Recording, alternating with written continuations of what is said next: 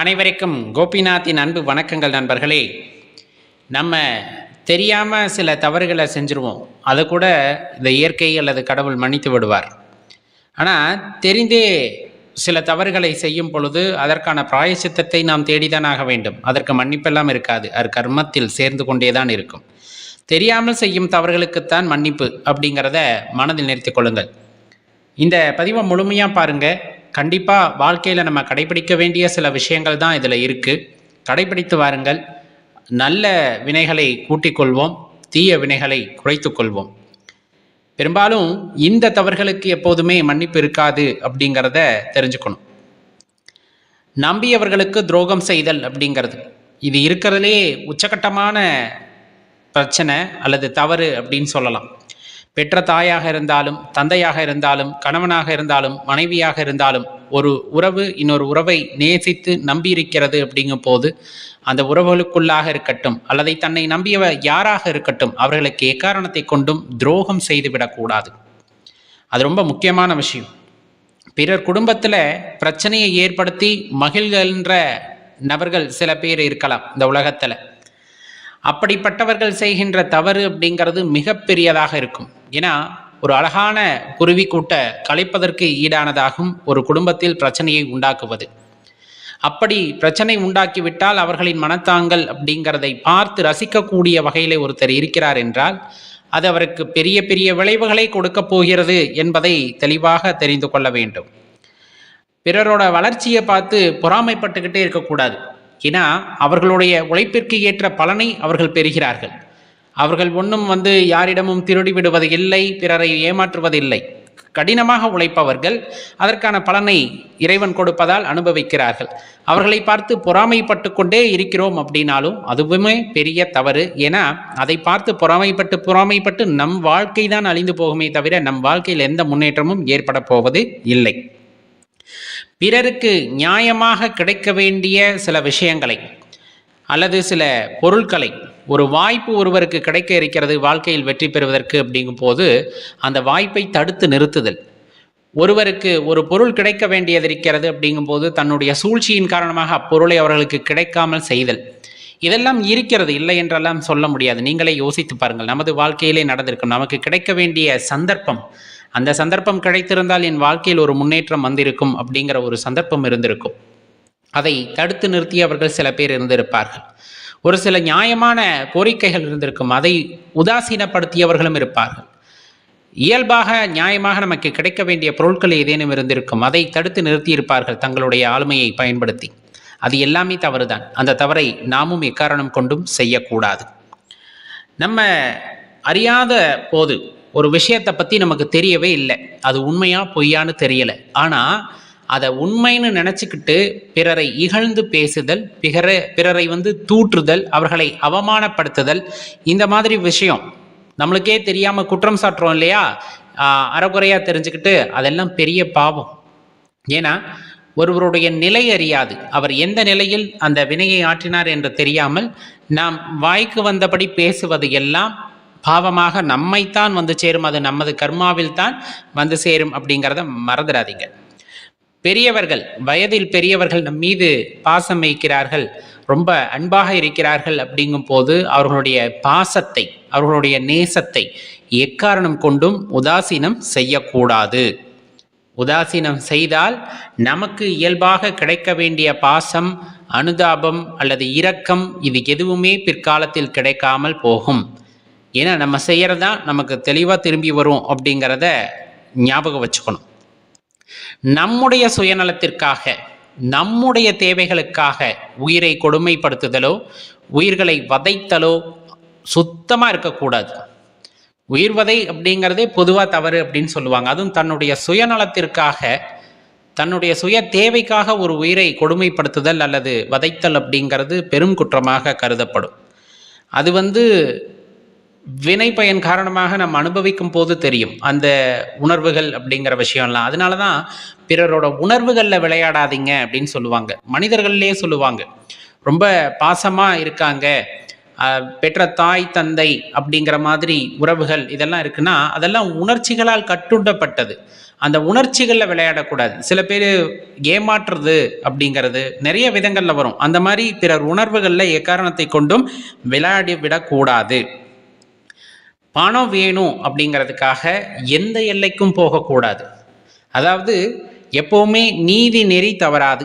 தர்மத்தின் வழியில் பணம் ஈட்டுதல் அல்லது செல்வம் ஈட்டுதல் சிறப்பு அப்படிங்கிறத நம்ம பெரியவங்க ரொம்ப எடுத்து கூறியிருக்கிறார்கள். வள்ளுவ பெருந்தகையும் பார்த்தீங்கன்னா அறவழியில் பொருள் ஈட்டல் அப்படிங்கிறது தான் நிலைத்திருக்கும் அப்படிங்கிறதையும் குறிப்பிட்டு சொல்லுவாங்க. அந்த வகையில் நம்ம முன்னோர்கள் சொன்னது எல்லாமே அறத்தின் பொருட்டு நாம் செய்கின்ற கர்மத்தின் காரணமாக விளைகின்ற பொருட்கள் நிலையானவை. நிலையானவைனா என்னன்னா வாழ்வதற்கு நமக்கு துணை செய்யும். ஆனால் அதை மீறி நம்ம எந்த எல்லைக்கும் போகிறது, அதர்மத்தின் வழியிலே சென்று சேர்க்கக்கூடிய பணம் செல்வம் எல்லாம் பாதியிலே விட்டு நீங்கிவிடும். அது யாருக்குமே பயன்படாமல் போயிடும். அதெல்லாம் பெரிய பாவம். அதை தெளிவாக தெரிஞ்சுக்கணும்.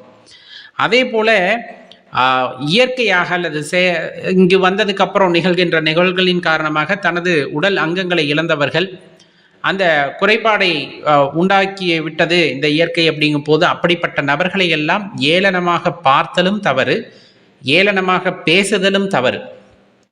அந்த உடல் குறைபாடு அப்படிங்கிறத நம்ம ஒரு பெரிய விஷயமா எடுத்து அவர்களை உதாசீனப்படுத்துதலுமே பெரிய தவறு. அந்த தவறுகளை எல்லாம் வாழ்க்கையில் எப்போவுமே செஞ்சிடக்கூடாது. அப்படி செஞ்சோம் அப்படின்னா அதற்கெல்லாம் நமக்கு பிராயச்சித்தமே தேட முடியாது அப்படிங்கிறத தெளிவாக தெரிஞ்சுக்கணும். வயது முதிர்ந்தவர்கள், அவர்களை எக்காரணம் கொண்டும் தனிமைப்படுத்துதல் கூடாது. இவங்க வேண்டாம் அப்படின்னு ஒதுக்குதல் கூடாது. இன்றைய காலகட்டங்களில் நிறைய அது விரும்பத்தகாத நிகழ்வாக நடந்து கொண்டு தான் இருக்கிறது. நாம் கண்ணெதிரே கூட பார்க்கின்றோம். பெற்ற தாய் தந்தையரை கூட தன்னால் இயன்ற பொழுதும் அவர்களை வேண்டாம் என்று ஒதுக்கி வைப்பவர்கள் ஏராளமாக இருக்கிறார்கள். அதெல்லாம் பெரிய தவறு. பிற்காலத்தில் நாமும் ஒதுக்கப்படுவோம் அப்படிங்கிற நினைவு இருந்தால் அவர்கள் செய்ய மாட்டாங்க. சொல்கிறத அவங்க செய்கிறதெல்லாம் எங்களுக்கு பிடிக்கல அதனால தான் அப்படின்னா, நம்ம சிறுவயதில் அறியாத போது செய்த இன்னல்களை எல்லாம் அவர்கள் பொறுத்து கொண்டார்கள். அப்படிங்கும் போது அவர்களும் நம்ம செய்த சேட்டைகளை எல்லாம் தாங்காமல் ஒதுக்கி வைத்திருந்தால் இன்று நாம் இங்கு வந்திருப்போமா அப்படிங்கிறத மனசில் கொஞ்சம் எண்ணி பார்த்து கொள்ளுங்கள். அது ரொம்ப தேவையான விஷயம். அவர்களுக்கு தேவையான அரவணைப்பை கொடுப்பது நமது கடமை அப்படிங்கிறத மறந்துடாதீங்க. அதே போல் இந்த பாரம்பரிய சின்னங்கள் எல்லாம் இருக்கிறது அல்லவா, அதையெல்லாம் அழித்தல் அப்படிங்கிறது பெரும் கொடுமை சொல்லப்போனால். அந்த தவிர வாழ்க்கையில் எப்பொழுதுமே பண்ணிடாதீங்க. ஒரு தனிநபர் அல்லது ஒரு அரசாங்கம் அல்லது ஒரு மன்னர் ஒரு அடையாளத்தை உலகத்தில் விட்டு சென்றிருக்கின்றார் அப்படிங்கும் போது அவ்வடையாளம் பல ஆண்டுகள் தாண்டியும் பேசக்கூடிய விடயம் அது. அதை அழிப்பது அப்படிங்கிறது ஒருவருடைய அடிப்படை அடையாளத்தை அழிப்பது. அவ்வாறு அழிக்கும் பொழுதோ அழிப்பதற்கு முற்படும் போதோ நம் அடையாளம் சுத்தமாக இல்லாமல் அழிந்து போய்விடும் அப்படிங்கிறத மனதில் வைத்து கொள்ளுங்கள். கோவில்கள் இன்னும் நிறைய விஷயங்கள் இருக்கின்றன. அதையெல்லாம் அழிப்பது அப்படிங்கிறது ரொம்ப பெரிய தவறாக இருக்கும். பணம் இல்லாதவர்களை ஏளனமாக பார்த்தலுமே தவறு. அவர்கள் வறுமையின் பிடியில் இருக்கிறார்கள் என்றால் முடிந்தால் உதவ வேண்டும். அவர்களை உதாசீனப்படுத்துவது போல் பேசுதலோ, அவர்களை வெறுப்பேற்றுதலோ, அவர்களை ஏளனப்படுத்துதலோ மிகவும் கொடுமையான விஷயம். இந்த தவறுகளை எல்லாம் வாழ்க்கையில் எந்த நேரத்திலையும் எந்த ஒரு நொடி பொழுதிலும் செய்து விடாதீர்கள். அது மீண்டும் நம்மை தாக்கும் அல்லது நமது தலைமுறையை தாக்கும். அதனால் இந்த தவறுகளை எல்லாம் செய்யாமல் ஓரளவுக்கு நம்ம நீதிநெறி தவறாது தர்மத்தின் வழியில் செல்லும் பொழுது வாழ்க்கையானது மகிழ்ச்சியானதாக இருக்கும். அதில் எந்த சந்தேகமும் நீங்கள் கொள்ள வேண்டாம். இந்த நிகழ்வுகளில் இப்போ நம்ம குறிப்பிட்ட நிகழ்வுகளில் ஏதாவது நிகழ்வுகள் நம்மை பாதித்திருக்கலாம், நமது வாழ்க்கையில் நடந்திருக்கலாம். யோசித்து பாருங்கள். ஒருவேளை நம்ம தெரியாமல் செஞ்சிருக்கலாம். இனிமேல் அந்த தவறுகளை எக்காரணத்தை கொண்டும் செய்யாமல் தவிர்ப்பதற்கு பாருங்கள். வாழ்க்கையானது வளமானதாக இருக்கும். ஆம் என்று உங்களுக்கு தோன்றினால் உங்கள் நண்பர்களுடனும் பகிர்ந்து கொள்ளுங்கள் நண்பர்களே. நன்றி, வணக்கம்.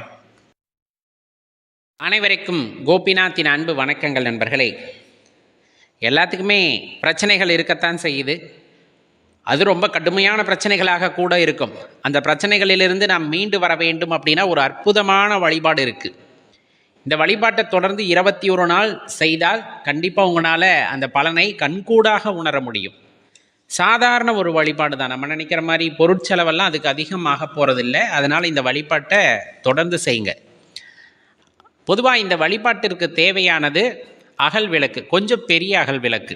சின்னதில்லை, கொஞ்சம் பெருசாக ஒரு மணப்பலகை கண்டிப்பாக இருந்தால் அது ரொம்ப நல்லது. அது போக வேறு எதுவும் தேவையான பூக்கள், நல்ல வாசனையான பூக்கள் இருக்கிறது அப்படின்னா பூக்கள் வந்துட்டு கண்டிப்பாக தேவை. இதை மட்டும் தயார் பண்ணிக்கணும். எண்ணெய் அல்லது நெய் அவரவர் வசதிக்கு ஏற்றார் போல். இந்த தீபம் ஏற்றுகின்ற எண்ணெய் வேண்டாம், நல்லெண்ணெய் அப்படி இல்லைன்னா நெய், ரெண்டில் ஏதாவது ஒன்று தயார் செஞ்சு வச்சுக்குங்க. இந்த வழிபாட்டை எப்போ செய்யணும் அப்படின்னு சொன்னோம்னா, நம்ம எப்போவுமே ரொம்ப ரொம்ப சிறப்பான நேரமாக குறிப்பிடக்கூடிய அந்த பிரம்ம முகூர்த்த நேரத்தில் செய்கிறது உத்தமம். ஒரு 4லேருந்து 5 மணிக்குள்ளே அது ரொம்ப அற்புதமானதாக. இன்னும் சொல்லப்போனால் 3:30க்கு செய்யணும், அந்த அளவுக்குலாம் நம்மளால் முடியாது இல்லையா? அதனால் ஒரு 4லேருந்து ஒரு 5, 5:15 இந்த வழிபாட்டை ஒரு 5 நிமிஷம் அல்லது 10 நிமிஷம் தான், ரொம்பவெல்லாம் இல்லை, அந்த நேரத்தில் செய்யக்கூடிய வழிபாடு. சரி, எப்படி பண்ணணும் அப்படிங்கிறத தெரிஞ்சுக்குங்க. காலையில் எந்திரிச்சு குளிச்சுடணும், ரொம்ப முக்கியம். ரொம்ப கடினமானதாக தான் இருக்கும், அதுவும் மார்கழி மாதம், இதெல்லாம் கொஞ்சம் பனி அதிகமாக இருக்கிறது. இந்த நேரத்தில் செய்ய முடியுமா அப்படின்னா, நம்ம கஷ்டத்தை விட அது ஒன்றும் பெரிய விஷயமா இருக்காது இல்லையா? இப்போ செய்ய முடியலனா கூட நீங்கள் தொடர்ந்து அடுத்த மாதங்களில் செஞ்சுக்கலாம். ஆனால் மார்கழியில் செய்கிறது ரொம்ப சிறப்பு. அதனால தான் நான் அடியேன் இப்போ குறிப்பிடுறேன். இல்லை கார்த்திகை அல்லது தை மாதம் வருகிறது, ஆடி, எப்போ வேணாலும் செய்யலாம். முடிஞ்ச அளவுக்கு இந்த மாதத்தில் முயற்சி செஞ்சு பாருங்கள். அதுக்காகத்தான் காலையில் எந்திரிச்சு குளிச்சுடணும். பருத்தி நூல் ஆடை, வெண்மையான ஆடையாக இருக்குது அப்படின்னா ரொம்ப சிறப்பு. அல்லது இளம் மஞ்சள் நிற ஆடை அந்த மாதிரி தேர்வு செய்து கொள்ளலாம். கண்டிப்பாக ஒரு பட்டு வேஷ்டி மாதிரி இருக்கா அப்படின்னு பாருங்கள், இல்லைன்னா வெள்ளை வேஷ்டி போதுமானது தான். இது உங்கள் பூஜை அறை இருக்குது அப்படின்னா அந்த பூஜை அறையில் ஒரு பகுதியை நல்ல முதல் நாள் இரவே சுத்தப்படுத்தி வச்சுக்கணும். நீங்கள் அந்த வேஷ்டியை விரித்து, நம்மளும் ரொம்ப தளர்வான ஆடையை அணிஞ்சுக்கணும். ஏன்னா நம்ம இப்போ தியானம் செய்ய போகிறோம், நம்ம வேண்டிய வரத்தை இறைவனிடம் கேட்கப் போகின்றோம், அதற்காகத்தான் இது. இப்போ என்ன பண்ணணும் அப்படின்னா, ஒரு மஞ்சள் நிற துணி, நம்ம காணிக்கை கட்டுவோம் இல்லையா, அந்த மாதிரி ஒரு மஞ்சள் நிற துணியில் இப்போ 1,4 ரூபாய் கிடைக்கிறதில்ல, அதனால் 11 ரூபாய் கட்டிக்குங்க. அதுக்கப்புறமா நம்ம உட்காரதுக்கு துணி விரிச்சிருப்போம்ல, அதுக்கு எதிர் திசையில் அந்த ஒரு சின்ன கோலம் போடணும். கோலம் போட்டு அதுக்கு மேலே மணப்பலகை வச்சு, அந்த அகல் விளக்கு இருக்கு இல்லையா, அந்த அகல் விளக்குக்கு அடியில் உங்களுக்கு வாழை இலை கிடச்சா வைக்கலாம், அரச இலை கிடச்சா வைக்கலாம். அப்படி இல்லைன்னா ஒரு தட்டு வச்சு அதுக்கு மேலே நீங்கள் ஏற்றினாலும் ஏற்றலாம், தவறில்லை. அந்த அகல் விளக்கை வச்சு நூல் திரி போட்டால் போதுமானது. எண்ணெய் அல்லது நெய், இந்த 2 விஷயத்தில் ஏதேனும் ஒன்றை தேர்ந்தெடுத்துக்குங்க. இதை வச்சிடணும், ரொம்ப முக்கியம். எடுத்ததுமே கணபதி பூஜை. நீங்கள் கணபதியோட மந்திரத்தை சொல்லிட்டு நீங்கள் ஆரம்பிக்கலாம். அடுத்து என்ன பண்ணணும் அப்படின்னா, ரொம்ப முக்கியம், இந்த விளக்கை ஏற்றிக்கணும். நம்ம அதுக்கு எதிர் திசையில் உட்காந்துக்கணும், விளக்கை பார்த்து நம்ம உட்காந்துக்கணும், ரொம்ப முக்கியம். அதுதான் முடிஞ்ச அளவுக்கு அந்த தீபம் கிழக்கு நோக்கி எரிகிறவாறு வைத்து கொள்ளுங்கள், அது ரொம்ப சிறப்பானதாக இருக்கும். இப்போ ரொம்ப முக்கியம், மனதை ஒருநிலைப்படுத்த வேண்டும். அது இடையில் அதை எடுத்ததுமே வந்துடுமா அப்படின்னா அவ்வளோலாம் வராது. இருந்தாலும் நம்ம முயற்சி செய்யும் போது மனமானது ஒரு கட்டுக்குள் வரும். அந்த தீபத்தை முன்னாடி உட்காந்து நம்ம பயிற்சி செய்யும் போது அமர்ந்தாச்சு, விளக்கு ஏற்றியாச்சு. முதல்ல இஷ்ட தெய்வத்தோட மந்திரத்தை ஒரு 108 முறை ஜபிச்சிடுங்க. பெரும்பாலும் குலதெய்வ மந்திரத்தை சொல்லலாம் அல்லது இஷ்ட தெய்வ மந்திரத்தை சொல்லலாம், அவங்கவுங்க விருப்பம். ஏன்னா ஆற்றல் எல்லாம் ஒன்று தான். அந்த மந்திர அதிர்வுகள் நமக்கு நன்மையை செய்யக்கூடியவை. அந்த நேரத்தில் ஒரு 108 முறை ஜபமாலை இருந்ததுன்னா கணக்கு வச்சுக்கிட்டு பண்ணிவிடுங்க. சுற்றி பூக்கள் போட்டுக்கணும். அந்த ஜபம் செய்து முடித்ததுமே செய்ய வேண்டிய ஒரு முக்கியமான விஷயம் என்ன அப்படின்னா, உங்களுடைய பார்வையை அந்த தீபத்தில் பதிய வைக்க வேண்டும். நம்ம பார்வை எதில் இருக்கணும்? அந்த ஜுவாலையில் இருக்கணும், எரியிற ஜுவாலையில். இது தியானத்தின் போது என்ன பண்ணுவாங்க அப்படின்னா, கண்ணுக்கு நேராக வச்சுருப்பாங்க. அப்படி நீங்கள் வச்சுக்கிறதுனால கொஞ்சம் உயரமான மணப்பலகை மாதிரி வச்சு நம்ம புருவ மத்தியை நோக்கி அந்த தீபம் இருக்க மாதிரி வச்சுப்பாங்க. அது தியான பயிற்சி. அடியேன் குறிப்பிடுவது விண்ணப்பம் வைக்க போகின்றோம். அதனால் அது எப்படி வேணாலும் எந்த உயரத்தில் வேணாலும் வச்சுக்கலாம். வச்சுட்டு அந்த ஜுவாலையை மட்டும் நம்ம முயற்சி பண்ணி பார்க்கணும். அந்த பார்க்கும்போது உங்களுக்கு ஒரு மாதிரியான இதமான சூழ்நிலை மனசில் உண்டாகும். ரொம்ப அமைதியாக உங்களால் உணர முடியும். அந்த சுற்றுப்புறத்தை நம் தெய்வம் நம்முடன் இருப்பதை அந்த நேரத்தில் உங்களால் உணர முடியும். அதை பார்த்துட்டு மெதுவாக அந்த 108 முறை ஜபிச்சதுக்கப்புறமா கொஞ்சம் நேரம் அப்படியே பார்க்குறோம். அந்த தீபத்தில் நீங்கள் எந்த தெய்வத்திடம் விண்ணப்பம் வைக்க வேண்டும் என்று நினைக்கிறீர்களோ அந்த தெய்வத்தை மனதார நினைத்து கொண்டு அதில் ஆவாகனம் செய்யுங்கள். ஆவாகனம்னா இதில் எழுந்தருள வேண்டும் அப்படின்னு நீங்கள் வேண்டி விண்ணப்பம் வைத்து கொள்ள வேண்டும். இறைவன் இதில் ஆவாகனமானதை நீங்கள் உறுதி செய்த பின்பு, உறுதி எப்படி செய்ய முடியும் நம்ம மனசுக்கே தெரியும். இப்போ இதில் வந்துட்டு அம்பிகை ஆவாகனம் ஆயிட்டாங்க, இப்போ இங்கே இதில் ஈஸ்வரன் ஆவாகனம் ஆயிட்டார், இந்த மாதிரி நம்மளோட இஷ்ட தெய்வங்களையோ குலதெய்வங்களையோ அதில் ஆவாகனம் செய்து விட்டு கொஞ்ச நேரம் அப்படியே அந்த தீபத்தை பார்த்து கொண்டு உங்கள் மனதில் இருக்கக்கூடிய வேண்டுதலை அந்த தீபத்திடம் சொல்லுங்கள், அதாவது இறைவனிடம் சொல்லுங்கள். இதில் ரொம்ப முக்கியமான விஷயம், நடத்தி கொடுங்கன்னு எல்லாம் கேட்பாங்க. எனக்கு பிஸ்னஸில் வந்துட்டு இவ்வளோ பணம் வேணும், இவ்வளோ வரணும் அப்படி கேட்பேன். அப்படி கேட்கக்கூடாது. ஏன்னா நம்ம பிரபஞ்சத்தினுள் கலந்திருக்கக்கூடிய இறை ஆற்றலிடம் நாம் கேட்க போகின்றோம். அப்படிங்கும் போது அந்த பாசிட்டிவ் மைண்ட் செட் அப்படின்னு சொல்லுவாங்க இல்லையா, கிடைச்சிரும் அப்படிங்கிற அந்த நம்பிக்கை. எனக்கு நீங்கள் தரப்போகிறீங்க, அதை வச்சு நான் இந்த நல்லதெல்லாம் பண்ண போகிறேன், அதனால் கண்டிப்பாக என் கூட நின்று இதை சாதிக்க உதவுங்க அப்படிங்கிற மாதிரி நேர்மறையாகத்தான் இறைவனிடம் கேட்க வேண்டும், இந்த பிரபஞ்சத்திடம் கேட்க வேண்டும், தொடர்ந்து கேட்டுக்கொண்டே இருக்க வேண்டும். ஒரு 5லிருந்து 10 நிமிடம். ஏன்னா தியானமே 7 நிமிஷத்துக்கு முன்னாடி ஆரம்ப காலகட்டத்தில் 1 நிமிஷம் கூட பண்ண முடியாது. கொஞ்சம் நல்லா வந்தால் கூட ஒரு 5-6 நிமிடங்களுக்கு மேலே சில பேர்த்தினால தாக்க பிடிக்க முடியாது. அதனால் நம்ம அவ்வளோ பெருசாக வேணாம், ஒரு 2 அல்லது 3 நிமிடம் அந்த ஜுவாலையை நீங்கள் பார்க்க ஆரம்பித்ததுக்கப்புறம் மனது ஒருநிலைப்பட்டு அந்த தீபத்திலே இறைவனை ஆவாகனம் செய்து இந்த விண்ணப்பத்தை வைக்கிறீர்கள் என்றால் மீண்டும் மீண்டும் அதையே சொல்லி கொண்டிருங்கள். உதாரணத்துக்கு சொல்ல வேண்டும் என்றால், உங்களுக்கு கடன் அடைய வேண்டும் அப்படின்னா, இவ்வளவு கடன் இருக்குது, கூடிய சீக்கிரம் உங்களோட அருளால் நாங்கள் அடைக்க போகிறோம், நீங்கள் அதுக்கு அருள் புரிய போகிறீங்க, அதற்கு ரொம்ப நன்றி அப்படிங்கிறத மட்டும் வாக்கியமாக அந்த இடத்துல சொல்லுங்கள், திரும்ப திரும்ப சொல்லுங்கள். அதற்கான வழியை நீங்கள் காட்ட போகிறீங்க, நாங்கள் அதில் பயணிக்க போகிறோம், சீக்கிரம் கடனை அடைக்க போகிறோம், எங்களுக்கு உறுதுணையாக இருங்க அப்படின்னு சொல்லுங்கள். இதை தொடர்ந்து நீங்கள் சொல்லிக்கிட்டே இருக்கீங்க. ஒரு 21 நாளைக்கு இந்த பயிற்சியை செய்கிறீங்க அப்படிங்கும் போது கண்கூடாக உங்களுக்கு அதுக்கான வழி தெரிய ஆரம்பிக்கும். இதில் அடியேன் ஒரு விஷயத்தை குறிப்பிட்டு சொல்லிக்கிறேன். இப்போ நம்மளுக்குன்னு ஒரு எல்லை இருக்கும்லவா, அதுக்குள்ளே நிற்கணும். ஏன் இப்படி குறிப்பிட்றோன்னா, இப்போ நம்ம செய்கிற வேலை நம்மளுக்கு இந்த அளவுக்கான பொருள் வருவதற்கான வாய்ப்புகள் இருக்குது அப்படிங்கும் போது அதற்கு உண்டான விண்ணப்பத்தை இறைவனிடம் வைப்பது சிறப்பு, இந்த பிரபஞ்சத்திடம் வைப்பது சிறப்பு. இப்போ நம்ம தகுதிக்கு அப்பாற்பட்டு ஆசைப்படலாமான்னு ஆசைப்படலாம், ஆனால் ஒரே அடியாக பேராசையாக இருக்கக்கூடாது.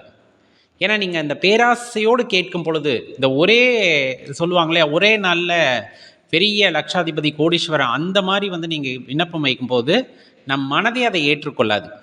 இந்த இடத்துல வேண்டுதல் அப்படிங்கிறது மனதுக்கும் இறைவனுக்குமான ஒரு பிணைப்பு. அப்போ நீங்கள் விண்ணப்பம் வைக்கும் போதே இது நம்மளால் முடியும், இறைவன் கருணை இருந்தால் முடியும்னு ஒரு அளவு இருக்குள்ள அந்த விண்ணப்பத்தை இறைவனிடம் வைக்க வேண்டும், பிரபஞ்சத்திடம் வைக்க வேண்டும். அவ்வாறு வைக்கின்றோம் அப்படிங்கும் போது கண்டிப்பாக அதற்கான பலன் உங்கள் கைமேல் கிடைக்கும். ஒரு சிலருக்கு 21 நாள் தள்ளி போகலாம், ஒரு மண்டலம் வரலும் இது கணக்கு. ஆனால் 21 நாள்லேயே உங்களுக்கு அதுக்கான அறிகுறிகள் தெரிய ஆரம்பிச்சிடும். வீட்டில் நோய்வாய்ப்பட்டிருக்காங்க, அது கொஞ்சம் முன்னேற்றம் வேண்டும் அப்படின்ட்டு விண்ணப்பம் வைக்கிறதா இருக்கட்டும், எல்லாமே அந்த இடத்துல. அப்போ இந்த நேர்மறை ஆற்றல் வீட்டில், ஏன்னா நம்ம நம்பிக்கையாக பேசுகிறோம், இறைவன் நம்முடன் இருக்கிறார் என்ற நம்பிக்கை நம்மளுக்கு உண்டாகும். அந்த நேரத்தில் அப்படியே நம்ம தொடர்ந்து பேச பேச வீட்டில் நல்ல அதிர்வுகள் எப்பொழுதுமே இருக்கும். எப்போவுமே சொல்லுவாங்க, தேவையில்லாத வார்த்தைகளை பேசாதீங்க, எதிர்மறை பதங்களை பயன்படுத்தாதீர்கள் அப்படின்னே சொல்லுவாங்க. உண்மைதான். பேசுகிறதுலேருந்து செயல்கள்லேருந்து எல்லாமே நேர்மறையாக இருக்கும் போது இறைவனோட அருளாசினால் வீட்டில் எல்லாமே நல்லதாகவே நடக்கும் அப்படிங்கிறத முதல்ல நம்ம நம்பணும். அப்படி நம்பும் போது இது மனதிற்கும் அந்த இறையாற்றலுக்குமான பிணைப்பு ரொம்ப அதிகமாகும். கண்டிப்பாக உங்களுக்கு அதுக்கான வழி பிறக்கும். தெளிவாக தெரிஞ்சுக்குங்க. இதை அடியேன்னு சொல்கிற மாதிரி 21 நாள்ங்கிறது 48 நாளுக்குள்ளே பெரிய மாற்றமானது வாழ்க்கையிலே நிகழும். உங்களால் கண்கூட பார்க்க முடியும் அந்த விஷயத்தை. அதற்கான வழிகள் எல்லாம் பிறக்கும். ஆனால் அதை பயன்படுத்துகிறதும் அதை உதாசீனப்படுத்துறதும் நம்ம கையில் தான் இருக்கும். சில பேர் சோம்பேறித்தனமாக கிடைக்கின்ற வாய்ப்பையும் தவற விட்டுருவாங்க. அந்த மாதிரி இல்லாமல் வழிகள் கிடைக்கும் பொழுது அதில் கடின முயற்சியை நாம் மேற்கொள்கின்றோம்னா கண்டிப்பாக எல்லா விஷயமும் கைகூடி வரும். நண்பர்களே, நிறைய பேர்த்துக்கு அந்த பிரம்ம முகூர்த்தத்தோட அருமை தெரியும். ஒருவேளை இதை பிரம்ம முகூர்த்தத்தில் பண்ண முடியல, எனக்கு உடல்நிலை சரியில்லை, இந்த மாதிரி 1008 காரணம் நம்ம சொல்கிறோம்னாலும் அது ஒரு 6 மணிக்குள்ளே பண்ண முடிஞ்சால் பண்ணுங்கள். இல்லையா பகலில் கூட செஞ்சு பாருங்கள். பகலில் சூரிய வெளிச்சம் வந்ததுனால அந்த விளக்கை நம்ம பார்க்கும்போது அந்த பிரம்ம முகூர்த்தத்தில் பார்க்கக்கூடிய அந்த அனுபவம் கிடைக்காது. அதற்காகத்தான் அடியேன் குறிப்பிடுவது, வேறு எதுவும் கிடையாது. இல்லைன்னா நீங்கள் பகல் பொழுதுலேயே கூட முயற்சி பண்ணி பார்க்கலாம். அது ரொம்ப பயனுள்ளதாக இருக்கும். இது சில பேர் வந்து அந்த நேரத்தில் அந்த மந்திரத்தை இத்தனை தடவை சொல்லுங்கள், இத்தனை தடவை, அதெல்லாம் கிடையாது. உங்கள் மனசு ஒரு குறிப்பிட்ட அளவு வரணும், ஒரு நம்பிக்கையில் சொல்லும். அந்த நம்பிக்கை வரணும், அந்த மந்திரத்தை சொல்லுங்கள். மனசு போதுன்னு சொல்லும்போது நிறுத்திக்குங்க. அந்த நம்ம சொல்கிறோம் இல்லையா, எனக்கு நடக்க போகுதுன்னு, அது நம்ம மனதே சொல்லும். 18 தடவை சொல்லும் போதோ அல்லது ஒரு 51 தடவை வரலும். சில நேரத்தில் 108 தடவை சொன்னாலும் மனசு திருப்தியாகாது. அப்போ அதுக்கு மேலே சொல்லிக்கிட்டே இருங்க. மனமே சொல்லும், சரி போதும், கண்டிப்பாக இறைவன் நமக்கு செய்திடுவார் அப்படின்னு ஒரு நம்பிக்கையை கொடுத்துச்சுன்னா அதை நிறுத்திக்கலாம். முயற்சி பண்ணி பாருங்களேன், ரொம்ப சக்தியானது. கண்டிப்பாக உங்கள் வாழ்க்கையில் ஒரு பெரிய மாற்றத்தை ஏற்படுத்தக்கூடியதாக இருக்கும் நண்பர்களே. மறக்காமல் உங்கள் நண்பர்களுக்கும் தெரியப்படுத்திக் கொள்ளுங்கள், அவர்களுடனும் பகிர்ந்து கொள்ளுங்கள். நன்றி, வணக்கம்.